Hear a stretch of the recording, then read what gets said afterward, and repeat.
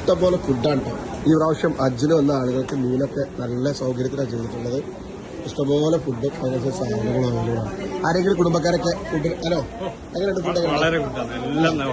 വിരുന്ന് വന്നായിരിക്കുന്നില്ലേ?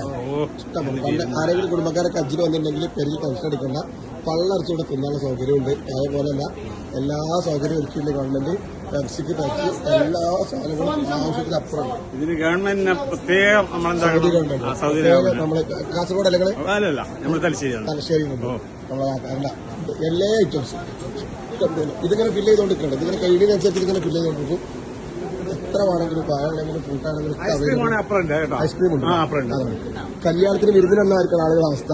ഫുള്ള് സാധനങ്ങൾ ഫുഡും നല്ല സൗകര്യങ്ങളും ഒരുക്കിയിട്ടുണ്ട് ഗവൺമെന്റ്. ഹജ്ജ് പണ്ടൊക്കെ പറയാനൊക്കെ മീനൊക്കെ പോയി കഴിഞ്ഞാൽ ആകെ ബുദ്ധിമുട്ടാണ്. അതൊക്കെ മാറി അടിപൊളിയായിട്ട് സൗകര്യങ്ങളൊക്കെ ഒരുക്കിയിട്ടുണ്ട്. നിന്ന് തളർന്നിരിക്കുന്ന ആളുകൾ വരെ ഇവിടെ ഒക്കെ ഉണ്ട്. എങ്ങനെയുണ്ട്? ഗവൺമെന്റ് നല്ല ഡെവലപ്മെന്റ് ഓരോ കൊല്ലം ഗവൺമെന്റ് ഡെവലപ്മെന്റ് ചെയ്യാണ്. ഇപ്പൊ മീനേല് അതുപോലെ അറക്കയിലൊക്കെ എന്താ പറയാ കണ്ട ഇരുന്ന് തളർന്നിരിക്കുക. ഓക്കെ, നിങ്ങളെ പേര് നിങ്ങളെ പറഞ്ഞല്ലോ, എനിക്കറിയില്ല. സാലി, മജീദ്, അസ്ലർ, നാരാപുരം, ഷുഹൈബ് സുബാലിദ. ഇതാണ് മീനയിൽ ഒരു ബുദ്ധിമുട്ടില്ല. വ്യാപാരക്കാരൊക്കെ ഉള്ളത് നല്ല സൗകര്യം, നല്ല ഫുഡ്.